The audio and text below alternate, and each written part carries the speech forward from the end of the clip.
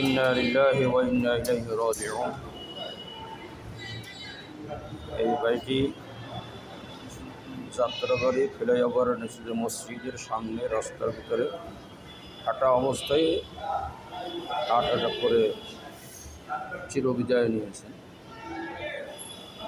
তো উনি সম্ভবত এখানকার ব্যবসায়ী হবেন। এখানে আশেপাশে যে লোকেরা মানে বলতেছে কলা আরও যে আছে যাত্রাবাড়ি এখানকারই কোনো ব্যবসায়ী হবে।